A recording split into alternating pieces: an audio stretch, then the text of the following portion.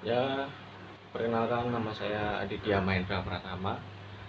Ya, saya di sini akan membahas tentang suatu film yang pernah booming pada masanya, yaitu tahun 2014 lalu, yaitu berjudul The Raid 2, Berandal. Nah, film ini mengisahkan tentang kejahatan seni bela diri dari Indonesia dan yang disutradarai oleh Karen Evans dan dibintangi oleh Iko Uwais. Film ini adalah sequel pertama dari film The Raid. Sequel dari film The Raid? Film ini sebenarnya adalah proyek dari awal keseluruhan cerita dari The Raid yang diumumkan tahun 2011 sebelum prequelnya, namun baru dirilis tahun 2014 setelah tayang perdana di festival film Sundance pada 21 Februari 2014. Film The Raid 2 Berandal akhirnya diumumkan akan tayang serentak di Indonesia dan di Amerika Serikat pada tanggal 28 Maret 2014. Iko Uwais berperan kembali sebagai Rama atau sebagai perwira muda satuan senjata taktik khusus sekaligus seorang calon ayah. Selain itu, film ini juga dibintangi oleh Alex Abbad, Julia Estelle, Roy Martin, Tio Pangkusodewo, Arvin Putra, dan Cecep Arif Rahman. Aktor mancanegara dari Jepang seperti dan tidak lupa aktor dari Jepang juga ikut ambil alih dalam film ini, yaitu Ryohen Matsuda dan Kenichi Endo, dan satu lagi ya, Kazuki Kitamura juga ikut ambil peran dalam film ini. Dan ini masih banyak lagi ya yang belum saya sebutkan pemainnya karena ya tahu sendiri banyak. Oh iya, saya mau bilang, dan film ini diproduksi pada Januari 2013 oleh PT Merantau Film dan XYZ Film di Indonesia. Ya, kita lanjut ke sinopsis ya. Apa cerita pendek dari film tersebut? Nah,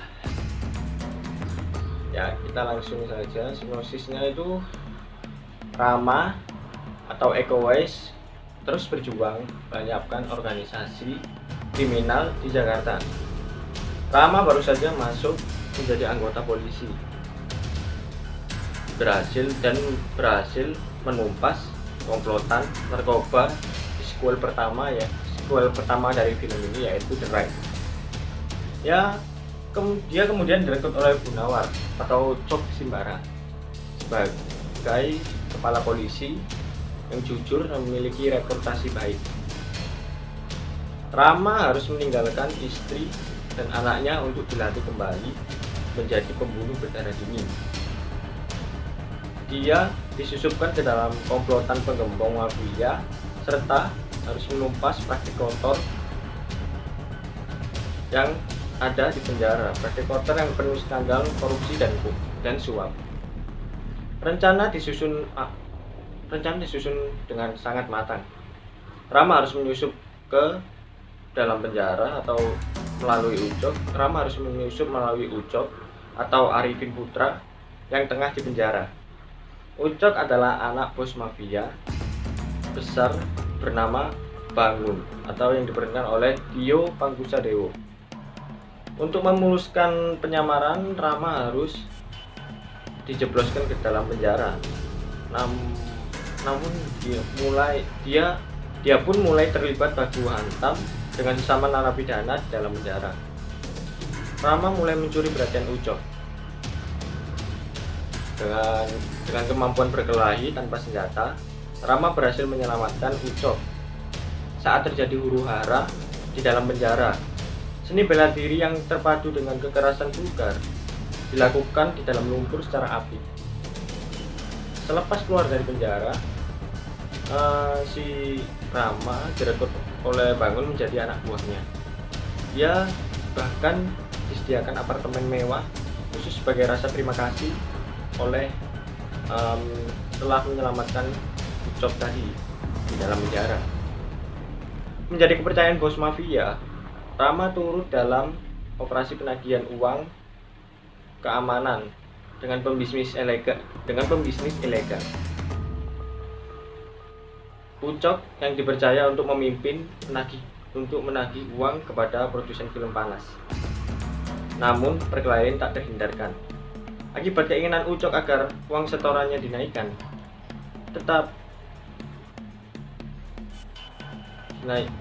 akan membuat uang setorannya dinaikkan.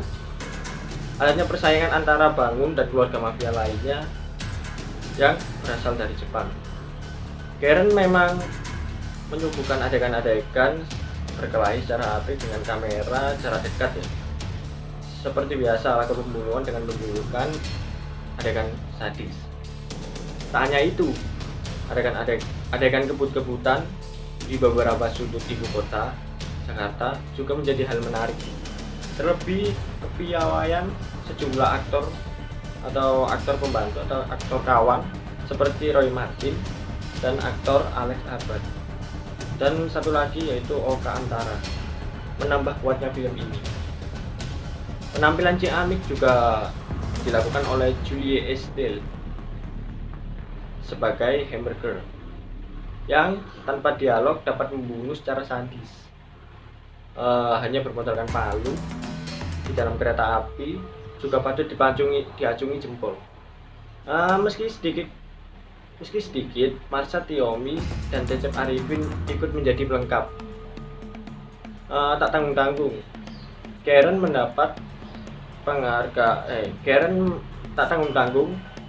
mendatangkan aktor asal Jepang yaitu Kenichi Endo sebagai kepala geng Goto dan satu lagi yaitu Kazuki Kitamura sebagai putranya. Ya, di sini saya akan mereview beberapa adegan sih. Di sini saya cuma ambil 3 adegan karena kalau kebanyakan ya bakal lama. Ya, ini adegan pertama yang mau saya review adalah adegan ketika di penjara. Ketika Iko Uwais atau Rama berkelahi dengan orang-orang yang ada di penjara. Nah, yang saya bingungin di situ itu kok tiba-tiba tanpa sebab apapun si Rama, Iko Uwais itu sama narapidana kok tiba-tiba berantem, dan itu tidak ada asal muasalnya, itu penyebabnya apa kok tiba-tiba berantem gitu kan, kayak nggak epic banget gitu kalau nggak ada sebabnya, nggak ditunjukin sebabnya. Biasanya gitu kan kalau adegan kayak action gitu kan pasti kan itu ada sebabnya, mungkin ada pemicu apa yang menyebabkan terjadinya baku hantam antara si Iko Uwais ini dengan para narapidana. Dan ya menurut saya ini ya saya heran aja kok tiba-tiba berantem semua, itu ada sebabnya langsung dia baku hantam. Nah, kan nggak logik sekali gitu, nggak masuk di akal. Ya, ini adegan pertama yang saya review sih. Langsung ini ada adegan kedua, yaitu adegan ketika Arifin dan Prakoso keluar dari suatu bar kecil yang ada di pinggiran kota Jakarta sih. Saya asumsikan ini kota Jakarta karena ya dalam adegannya sendiri itu ada gerobak mie kalau nggak salah, mie ayam atau mie bakso gitu. Nah, itu menandakan kalau itu ada di Indonesia. Ya kalau kurang lebih sih ya itu pasti di Jakarta, tapi mana ada gitu Jakarta kok tiba-tiba sini. Saya bingungnya loh ya, kok tiba-tiba di Jakarta kok turun salju, kok ada salju. Ya ini yang buat saya bingung, kenapa di Jakarta kok bisa turun salju sedangkan kita hidup di negara tropis. Negara Indonesia ini negara tropis, memiliki banyak iklim panas dan hujan, dan seherannya tiba-tiba ada iklim salju atau iklim Eskimo seperti ini tidak mungkin terjadi. Ya ini kejanggalan dalam adegan kedua sih, kok tiba-tiba di Jakarta bisa turun salju. Ya untuk adegan berikutnya yaitu adegan si hamburger ya, atau si gadis pembawa palu ya, atau hamburger ini bisa disebut ya kayak peran wanita yang paling epic menurut saya. Ini Amber Girl ini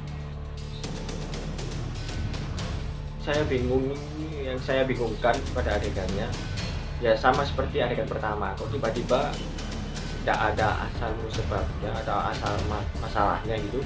Tiba-tiba dia tuh kayak ngumpulin orang di dalam kereta gitu, ngumpulin suatu geng tanpa sebab. Itu mau tujuannya ngapain, kok tiba-tiba dia bunuhin para geng itu, orang-orang geng itu. Dan itu adegannya menurut saya terlalu vulgar ya, sadis sekali, tapi cuma adegannya epic sekali loh, seorang wanita bisa bisa melakukan hal seperti itu. Nah, itu yang saya herankan, itu kenapa kok tiba-tiba berantem, dan kenapa tiba-tiba orang-orang dalam kereta itu bisa pergi, dan perginya kemana loh, perginya itu kemana, sedangkan kereta itu pada posisi jalan, dan tiba-tiba kereta itu sepi. Ya, sekian dari review atau penjelasan tentang film The Ride 2 ini dari saya. Mungkin jika saya ada salah kata atau salah penjelasan, mohon maaf, saya baru pemula. Ya, terima kasih telah memperhatikan saya dari awal hingga akhir dari video ini. Semoga apa yang saya beri tadi menjadi bekal ilmu pengetahuan yang bekal atau ilmu pengetahuan buat kalian semua.